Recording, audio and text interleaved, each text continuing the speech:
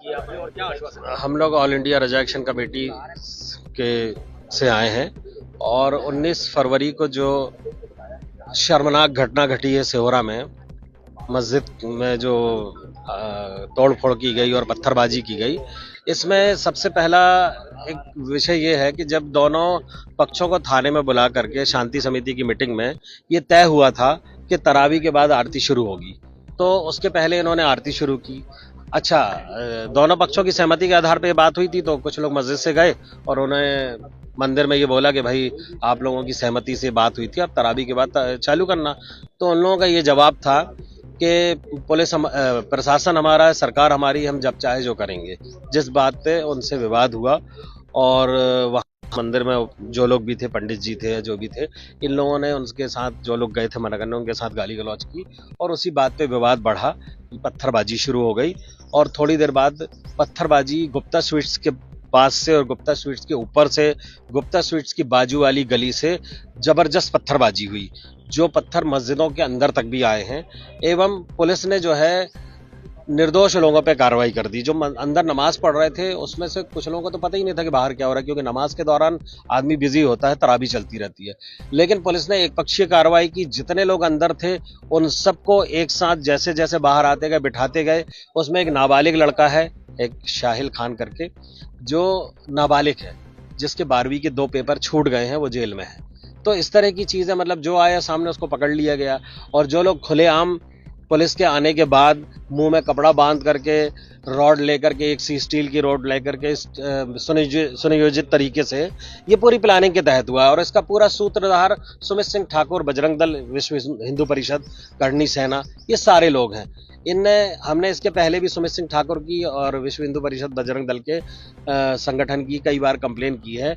ये हमेशा जबलपुर में भी इस तरह की हरकतें करते हैं, कभी अजान को लेकर के, कभी मड़ई मस्जिद को लेकर के। और उसने पूरा प्रयास जबलपुर में किया था दंगा भड़काने का, लेकिन वो सफल हुआ सिहोरा में जाकर के। सिहोरा में भी कैसे सफल हुआ? अभी शौर्य यात्रा के दौरान उसने एक यात्रा निकाली थी, उसने भी उस समय भी उसने बहुत सारे ऐसे अल्फाजों का इस्तेमाल किया था जिसमें पुलिस को कार्रवाई करना था। और मैंने उस समय टीआई साहब को फोन भी लगाया था, सिंह साहब को, तो उनका ये कहना था कि हम लोग वहां मौजूद थे, ऐसा कोई कंटेंट नहीं कहा गया।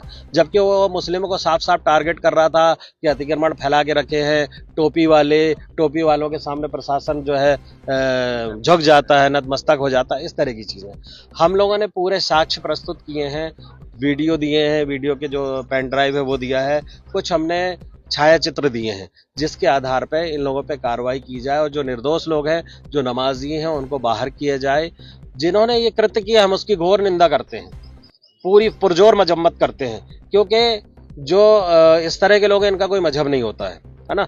ये लोग जो है सिर्फ दंगा भड़काने का काम करते हैं और ये अपनी सस्ती लोकप्रियता पाने का काम कर रहे हैं, जिसमें विश्व हिंदू परिषद का सुमित सिंह ठाकुर, करणी सेना वाला साफ उसने टाइम दे दिया 40 घंटे का, 40 घंटे के अंदर आप मस्जिद को तोड़ दो, अन्यथा सुमित सिंह ठाकुर का कहना कि हमारे कार्यकर्ता और हम लोग खुद अपने हाथ से जाकर के मस्जिद को तोड़ेंगे।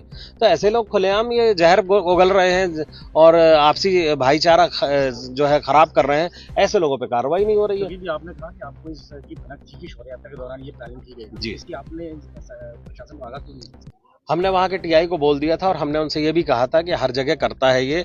और प्रशासन से हमारी कई बार बात हुई है, एसपी साहब से डायरेक्ट फेस टू फेस बात हुई है, अपने सिटी एसपी साहब से बात हुई है, उन्होंने कहा था हम इस पर कार्रवाई करेंगे, आप थोड़ा धैर्य रखो। बराबर हमने बोला कि ये दंगा, हमारे पास तो पूरे लिखे थे ना, जो हमारे पास जो प्रतिलिपियां हैं जो हमने अभी दी है सूर्यकांत शर्मा जी को, आप उसमें देख लीजिए, उसमें लिखा है कि दंगा भड़काने का काम कर रहा है, दंगा भड़काने की कोशिश कर रहा है। हर बार हमने प्रशासन को आगाह किया है, लेकिन प्रशासन ने कभी ध्यान ही नहीं दिया। वो साफ बोल रहे हैं कि सरकार हमारी है, प्रशासन हमारा, पुलिस हमारी, हम जो चाहे वो करेंगे।